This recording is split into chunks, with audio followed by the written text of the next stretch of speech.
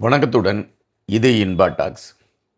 இன்னைக்கு பார்த்தீங்கன்னா, அமெரிக்காவிற்கும் ஈரானுக்கும் இடையே இருக்கக்கூடிய போரின் ஒரு தாக்குதலாக சவுதி அரேபியா இப்பொழுது தாக்கப்பட்டிருக்கு அப்படிங்கிற ஒரு செய்தியும், இதன் அடிப்படையில் சவுதி அரேபியா தன்னுடைய கடற்கரை எல்லை பகுதிகளை நோக்கி இராணுவத்தை நகர்த்த தொடங்கி இருக்கிறது என்கின்ற ஒரு தகவலும் இப்பொழுது நமக்கு வந்த வண்ணம் இருக்கிறது.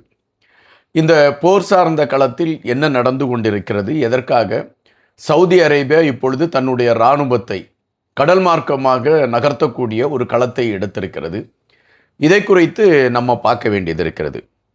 அதாவது ஈரானுக்கும் அமெரிக்காவிற்கும் போர் நடைபெற்று கொண்டு இருக்கக்கூடிய களங்கள் ஒருபுறம் இருக்கக்கூடிய அதே வேளையில் ஈரானுக்கு ஆதரவான சில அமைப்புகள் இருக்கிறது. குறிப்பாக ஹிஸ்புல்லா அமைப்பை சார்ந்தவர்கள் லெபனான் நாட்டில் இருந்து கொண்டு ஈரானுக்கு ஆதரவாக செயல்படக்கூடிய ஒரு களமும், ஏமன் நாட்டில் ஹூதி என்கின்ற அமைப்பை சார்ந்தவர்கள் அவர்கள் போராடக்கூடிய, அதாவது ஈரானுக்கு ஆதரவாக தாக்குதலை அவர்கள் எடுக்கக்கூடிய களத்தை நம்மால் பார்க்க முடிகிறது.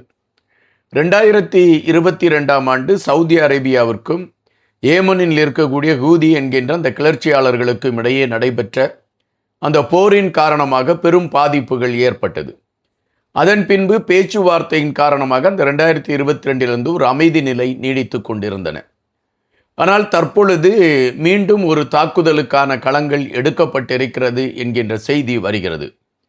அதாவது ஈரானுடைய நிதியை பெற்றுக்கொண்டு இந்த ஹூதி அமைப்பினர் தொடர்ச்சியாக ஈரானுக்கு ஆதரவான செயல்பாடுகளை செய்து கொண்டிருக்கின்றார்கள். காரணம், ஈரானில் இருக்கக்கூடிய முஸ்லிம் சமூகமும் அதுபோல ஏமனில் இருக்கக்கூடிய ஒரு பகுதியான முஸ்லிம் சமூகமும் ஒரே வகுப்பை சார்ந்தவர்கள் என்கின்ற அடிப்படையில் இங்கு ஏமனில் அவர்களுக்கான உரிமைகள் வேண்டும் என்கின்ற அடிப்படையில் இந்த ஹூதி அமைப்பினர் தொடர்ச்சியாகவே முன்பே கிளர்ச்சிகளை செய்து கொண்டிருந்தார்கள்.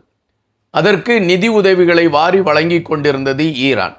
எனவே ஈரான் நிதி உதவிகளை வாரி வழங்கி கொண்டிருக்கிறது என்கின்ற காரணத்தினாலும் தங்கள் வகுப்பை சார்ந்தவர்கள் அவர்கள் என்கின்ற நிலைப்பாட்டிலும் ஹூதி அமைப்பை சார்ந்தவர்கள் தொடர்ச்சியாகவே தங்களுடைய ஆதரவு நிலையை ஈரான் நோக்கியே நகர்த்தி வைத்திருந்தார்கள். தற்பொழுது தெற்கு, அதாவது சவுதி அரேபியாவின் தெற்கு பகுதியான நஜ்ரான் மீது இந்த தாக்குதலை நடத்தி இருக்கிறது ஹூதி அமைப்பு.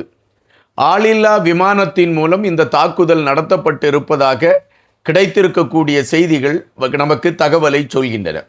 அதன் அடிப்படையில் விமான நிலையத்தின் மீதும் அராம்கோ என்கின்ற எண்ணெய் நிறுவனத்தின் மீதும் இந்த தாக்குதல் நடைபெற்றிருக்கிறது என்ற செய்தி வருகின்றது. அதாவது ஏமனில் இருக்கக்கூடிய இந்த ஹூதி என்கின்ற இந்த கிளர்ச்சியாளர்கள் தெற்கு பகுதியான, அதாவது சவுதி அரேபியாவின் தெற்கு பகுதியான நஜ்ரான் மீது இந்த தாக்குதலை நடத்தியிருக்கிறார். ரியாத்தில் இருந்து ஏறக்குறைய 600 கிலோமீட்டர் தள்ளி இருக்கக்கூடிய ஒரு பகுதி தான் இந்த நஜ்ரான்.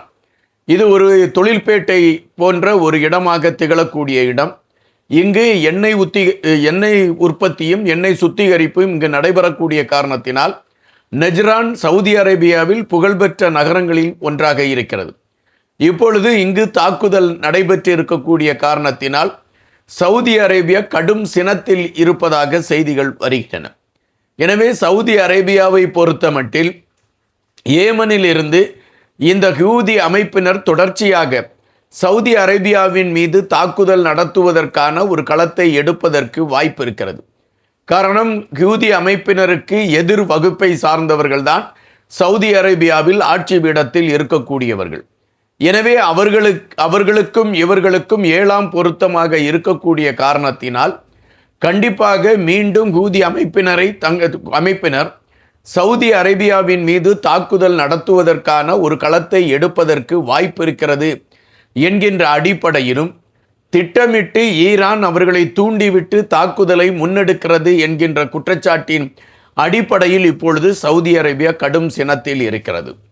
சவுதி அரேபியாவை பொறுத்தமட்டில் முன்பிலிருந்தே சவுதி அரேபியா அமெரிக்காவிற்கு ஆதரவான நிலைப்பாட்டை எடுத்துக்கொண்டு பயணிக்கக்கூடிய ஒரு நாடு.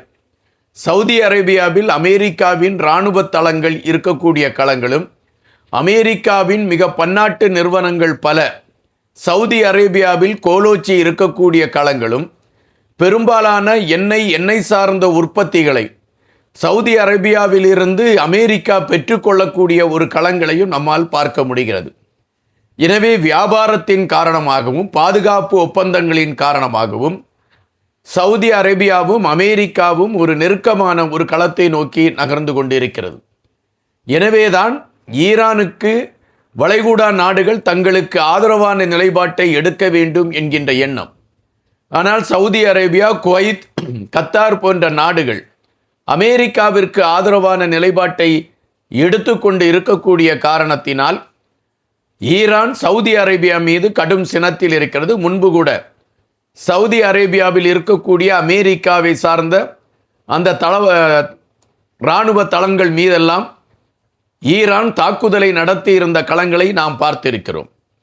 இப்பொழுது ஈரான் மெதுவாக தன்னுடைய ஆதரவாளர்களை வைத்து சவுதி அரேபியாவின் கட்டமைப்புகள் மீது தன்னுடைய தாக்குதலை நடத்துவதற்கான ஒரு களத்தை எடுத்திருக்கிறது என்பதாகத்தான் இதனை பார்க்கக்கூடியவர்கள் சொல்கிறார்கள். இது இப்பொழுது வளைகுடா நாடுகளில் மிகப்பெரிய ஒரு பதட்டத்தை உருவாக்கி இருக்கிறது என்றும், ஒட்டுமொத்தமான ஒரு போர் சூழல் இப்பொழுது உருவாவதற்கான ஒரு களமாக இது மாறி இருக்கிறது என்கின்ற ஒரு செய்தி இப்பொழுது வருகிறது. அந்த செய்தியை உறுதிப்படுத்தக்கூடிய விடயமாக சவுதி அரேபியாவின் நகர்வுகள் சற்று சிந்திக்க வைக்கிறது. சவுதி அரேபியா இப்பொழுது தன்னுடைய இராணுவத்தை மெதுவாக அது நகர்த்த தொடங்கி இருக்கிறது. அதாவது இதுவரை சவுதி அரேபியா தன்னுடைய இராணுவத்தை தன் நாட்டுக்குள் இருக்கக்கூடிய கட்டமைப்புகளை பாதுகாப்பதற்கான ஒரு களத்தை நோக்கி நகர்த்தி கொண்டு இருக்கக்கூடிய அதே வேளையில் ஏமன் எல்லை பகுதியில் இருக்கக்கூடிய கடல் பகுதிகளையும் பாதுகாப்பதற்கான ஒரு முயற்சியை எடுத்து கொண்டிருந்தது. தற்பொழுது அதிகப்படியான இராணுவ வீரர்களை அந்த கடல் எல்லைகளை பாதுகாப்பதற்கான ஒரு களத்தையும், ஹூதி அமைப்பினர் மீண்டும் தாக்குதல் நடத்தாமல் இருப்பதற்கும், அப்படி அவர்கள் தாக்குதல் நடத்தினால் அதை தடுப்பதற்கான ஒரு களத்தை எடுப்பதற்கும் சவுதி அரேபியா தன்னுடைய இராணுவத்தை ஏமன் எல்லையை நோக்கி நகர்த்தி இருக்கிறது என்கின்ற செய்தி வருகின்றன. அப்படி என்றால் மீண்டும் ஒரு போருக்கான பதட்ட நிலை அங்கு ஏற்பட்டு இருக்கிறதா? அங்கு போர் நடைபெறுவதற்கான ஒரு களம் இப்பொழுது உருவாகி கொண்டிருக்கிறதா என்கின்ற ஐயப்பாடுகள் இருக்கிறது. சவுதி அரேபியாவின் இந்த நகர்வுக்கு ஆதரவாக வளைகுடா நாடுகள் சவுதிக்கு ஆதரவான நிலைப்பாட்டை எடுத்திருப்பது கூட இந்த பதட்டத்தை அதிகப்படுத்தக்கூடிய ஒன்றாக இருக்கின்றது.